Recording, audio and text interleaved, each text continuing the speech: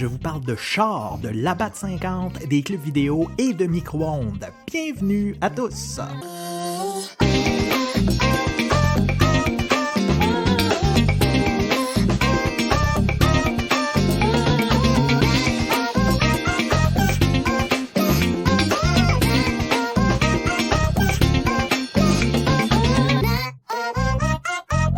Hello, hello, ma gang d'auditeurs et auditrices. Je suis toujours aussi heureux de vous retrouver. Hey, by the way, il fait-tu beau et chaud les 2 dernières semaines, hein? Hey, puis by the way, y a-tu juste moi qui trouve qu'un café chaud qui devient froid, c'est aussi imbuvable qu'un café froid qui devient chaud? Et là là. Bon, OK, maintenant que mon small talk de la journée est fait, on peut se lancer dans le vif du sujet. Dans le dernier épisode, pour ceux qui l'ont écouté, puis pour les autres, vous risquez d'être perdus sur un moyen temps, mais je vous disais qu'aujourd'hui, j'allais vous parler de la fois où ma fille a mis le feu au micro-ondes. Mais, j'ai réalisé quelque chose. Vous et moi, on se connaît pas. Enfin, pour certaines personnes, oui, on se connaît là, de près ou de loin, mais pour d'autres, je suis un parfait inconnu. J'ai donc décidé de remédier à cela, histoire que vous et moi, on se connaisse un peu mieux. En fait, que vous me connaissiez mieux, moi, parce que même si je suis intéressé à en apprendre plus sur vous, c'est moi qui tiens le micro et vous êtes condamné à m'écouter dire des niaiseries. On va recommencer du début. Bonjour, je suis Thomas Champagne, 34 ans, je mesure 6 pieds 7, 6 pieds 8 quand je veux faire mon vrai. J'aime bien le cinéma, ma famille, les voitures. Les voitures. En fait, j'aime les regarder ou les conduire. Il n'y a rien de plus vivifiant là, que de se sentir on top of the world en roulant la fenêtre baissée, Ray-Bans aux oreilles, musique dans le tapis, style Sonny Crockett dans Miami Vice. À la différence que dans Miami Vice, il roulait en Ferrari. Mettons que moi, avec ma Kia, le suavomètre prend une méchante débarque. Mais, que j'aille ça avoir à acheter une voiture. Tu sors du concessionnaire puis elle vient de perdre 50% de sa valeur. C'est comme acheter un gâteau dans une pâtisserie et passer la porte, le pâtissier vient te voir, ouvre la boîte, coupe la moitié du gâteau puis repart avec. Alors, j'achète seulement des voitures usagées. Mais comprenez-moi bien, là, j'ai rien contre les gens qui gaspillent leur argent. Là. Moi-même, il m'arrive de faire des achats inutiles, tel un microscope miniature Wi-Fi qui traîne sur mon bureau depuis 2 ans ou un pointeur laser qui prend la poussière parce que j'ai réalisé que j'ai fucking rien à pointer. Mais je respecte ça. Si tu veux mettre des néons en dessous de ton char parce que t'as trop regardé Fast and Furious et que tu penses qu'on est en 1998 et que c'est à la mode, je dis libre à toi. C'est pas complètement inutile en plus, tu vas pouvoir voir ce que tu as écrasé quand tu décides de faire une course avec 2 quilles de la BAT 50 dans le nez. Parlant de la BAT 50, y a-tu de quoi de plus dégueulasse que ça? Encore pire quand c'est tablette. Je m'excuse pour les adeptes de ce sublime nectar. La dernière fois qu'on m'en a proposé une, c'était dans un party d'été. J'ai regardé le gars et j'ai demandé si je pouvais prendre un pichet de son dos de piscine. Ça goûte la même affaire puis je risque d'être moins malade le lendemain. D'ailleurs, pour ceux et celles qui ont une piscine, sais-tu la meilleure et la pire chose dans ta vie?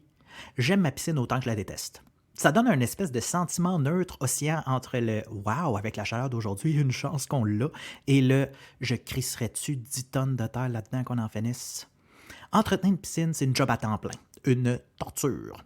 Comme les gens branchés disent ces temps-ci, quand je nettoie ma piscine, je ne vis pas ma best life. Vous pensez que passer la balayeuse dans une piscine, c'est glamour, teint bronzé, chemise ouverte pour laisser entrevoir un chest musclé avec sueur parfumée à la cannelle?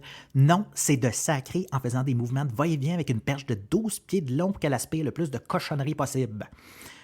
Bon, désolé pour le double sens de la dernière phrase, là. J'ai pas copié la prémisse d'un film porno cheap des années 70. Ça me rappelle quand je travaillais dans un club vidéo, à l'époque où les clubs vidéo existaient encore, et que pour rentrer dans les sections des films pour adultes, fallait passer des espèces de volets de style saloon western. Là.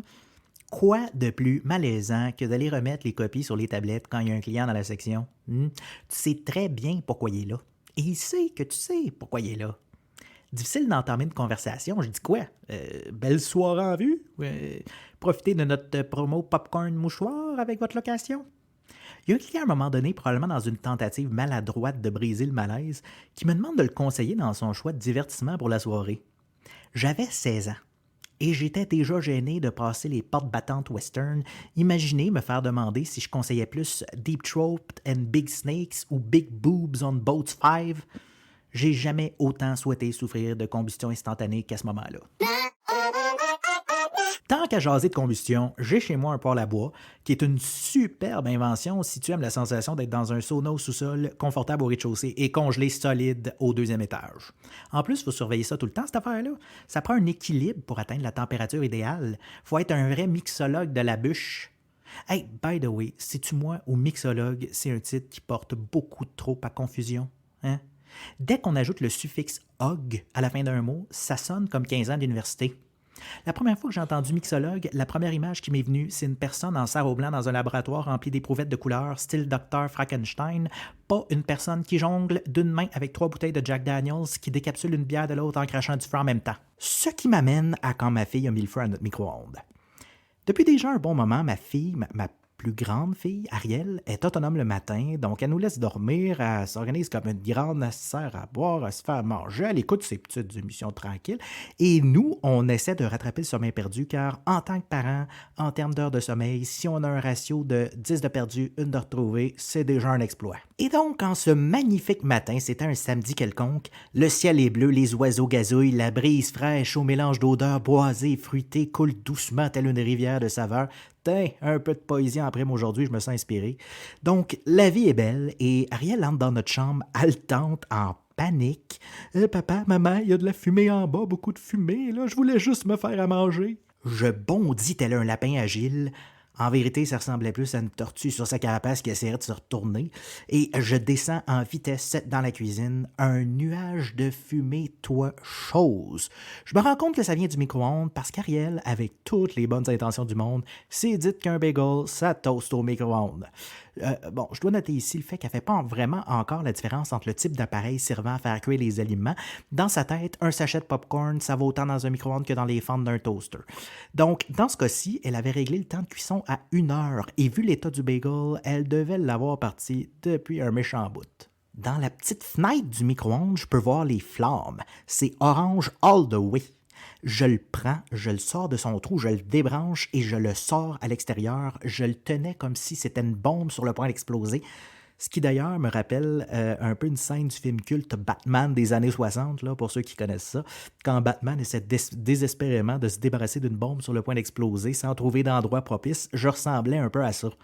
Entre-temps, ma blonde et mes 2 autres filles descendent dans la cuisine. Elles ouvrent les fenêtres partout pour aérer. Puis quand ma blonde ouvre la porte avant, elle a une magnifique vue sur moi-même en boxeur dans mon driveway à 7 heures du matin, hausse à la main, en train d'arroser intensément le micro-ondes, tel un pompier de fortune.